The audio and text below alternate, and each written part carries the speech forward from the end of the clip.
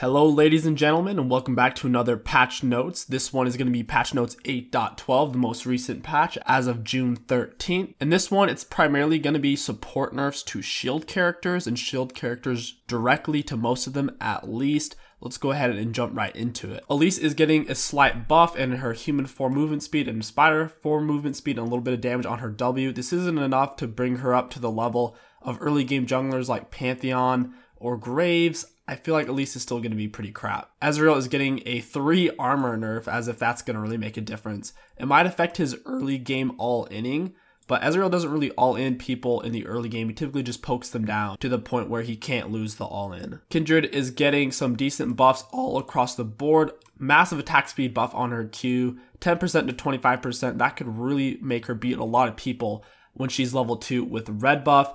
We are also seeing a 15 damage increase on her E at level 1. This might actually be enough to make Kindred good, or at least in certain matchups. Plus 15 damage level 1 and a plus 15% attack speed bonus level 1 is a really big deal. Lee Sin has been struggling ever since they nerfed the sight stones and they got rid of a lot of warding items for Lee Sin, so he's just struggling. So they're lowering the cooldown on his W, and they're also giving him a little bit more base damage. I don't think this is enough to make him pick or ban, but it'll definitely help out people who are Lee Sin mains anyways. Poppy is getting a solid buff. It doesn't seem like it. The buff on her passive is a bit of a joke. It's only 2 seconds at max rank, which is at level 13. It'll be 8 seconds instead of 10. That doesn't really matter. It's not going to make a difference in a team fight.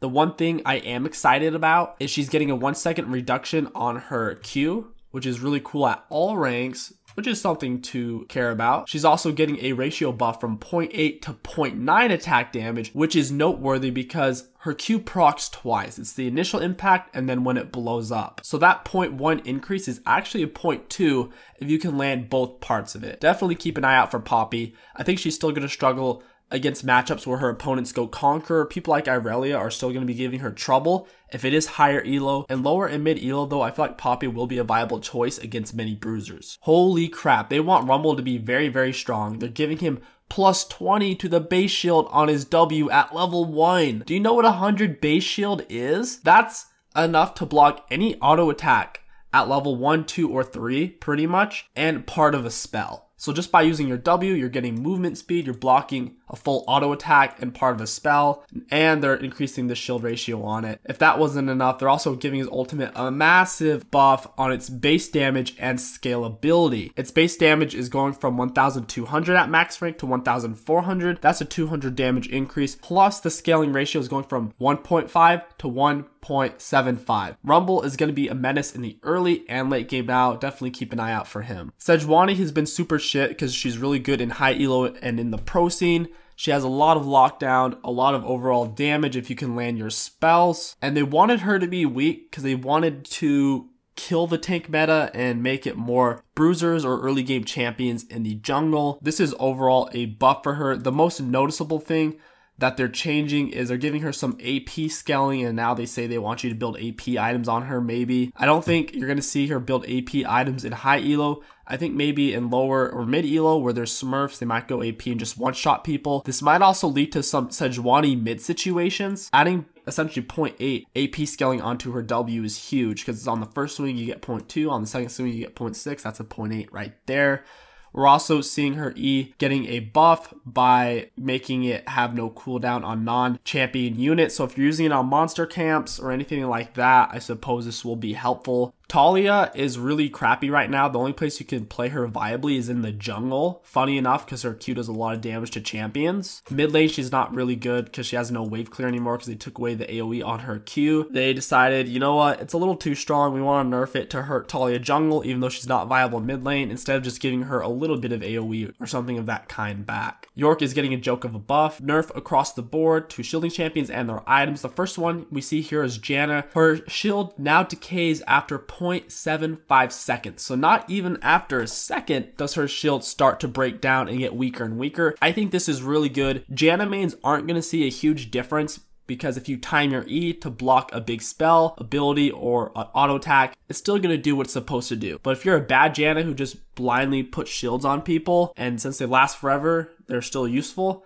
then this is going to hurt you quite a bit. If you're Janna main, keep doing what you're doing, but if you're just picking her because you're a tard and you're abusing her even though you're crap at her, this is going to hurt you a lot. Now, Karma Shield is also getting a massive nerf. It's not even getting a decay. The duration is being slashed from 4 seconds to 2.5. This is going to hit her really hard because whenever she uses her ultimate and then E, now the shield is only going to be lasting for 2.5 seconds instead of 4. Really big karma nerf here. I don't know if this was deserved, but it's definitely going to hurt the shield meta. Lulu, this was deserved. Her shield duration is being cut from 6 seconds to 2.5. That is a 3.5 second decrease. Very, very huge. Now, the picks on the ally attachment is still going to be 6 seconds, so you're not going to see a damage decrease on whoever she puts her E on. But like I said, the shield duration is being gutted. So if she puts it too early, then it's going to run out very quickly. Same thing with Orianna. This really surprises me because I didn't feel like Orianna is that great right now anyways. Relatively low damage. She's not that good of an early game mid laner. Right now, early game mid laners like Talon are a big deal. They win lane or at least shove lane and then roam win the game. So seeing this 1.5 second shield duration decrease on Orianna is a little bit surprising. If all of that wasn't enough, seeing the shield supports getting gutted, the cooldown reduction and healing and shielding power is being nerfed on Forbidden Idol. And then on all of its finished forms, Ardent Censer, Mikhail's Crucible, and Redemption, the healing and shielding power is being nerfed as well. Going from 10 to 8% on Ardent, you're losing 5% on Mikhail's Crucible. I think that's a little unfair because Mikhail's Crucible is a really crappy item. It's really difficult to use properly because it has a travel time. It's not instant. Whenever you use it on an ally to remove their CC, it has to travel to them. It's not instant. And we're also seeing a nerf on the Redemption as well for the healing and shielding power. I do feel like this is a much needed nerf. I personally would have rather seen a gold nerf on them as well, like make them each cost 100 more gold, and I think that would have been fair because right now with the boosting strategies, getting these items are way too cheap, and you're seeing people like Taric, Lulu, Janna used in boosting strats, and they can abuse these really cheap items. I do feel like the nerf on the Forbidden Idol is a huge deal. Only getting 5% CDR over 10 is a huge deal, and getting 5% healing and shielding power compared to 8 is also a big deal. You're going to be seeing more people build Athene's Unholy Grail. I think it's a really cool item and more people should build it. This is a really good change. I'm really glad they did, and most of the League community could agree. If you haven't been paying attention or if you've been living under a rock for a week, Banner of Command has been out of control. Everyone's been building it, typically supports in top laners, but sometimes the mid laners as well, especially if they're just a supporty style champion like Karma. You would just build it, put it on a minion on the opposite side of the map, and watch it destroy all the enemy's turrets. If they don't go to stop it, they lose the game. If they do, you can take objectives for free elsewhere on the map. Sterak's Gauge is getting a nerf that it deserves. Way too strong on champions like Irelia. Now the passes grants bonus attack damage instead of base attack damage. So even if you are building mostly tanky items like a champion like Irelia, all you have is a Trinity Force and you build something like this, you're not going to be having that much extra damage because it's only bonus, not your base. Celerity is getting a medium change. The movement speed is getting cut in half from 3% to 1.5%.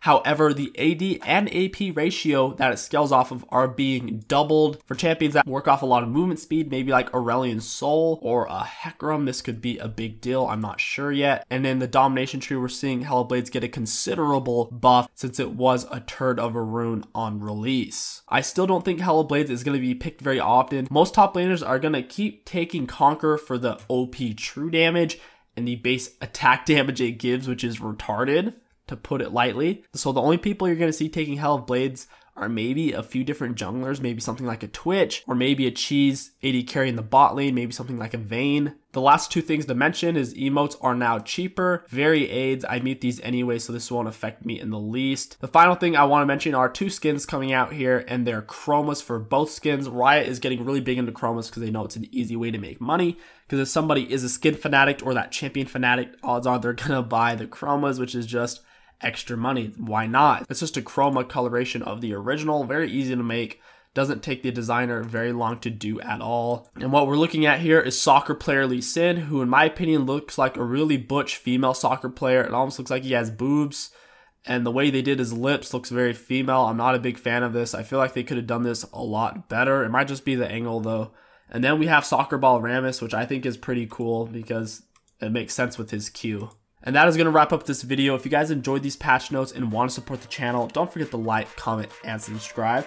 My name is KingStix. Thank you for watching, and I'll catch you guys next time.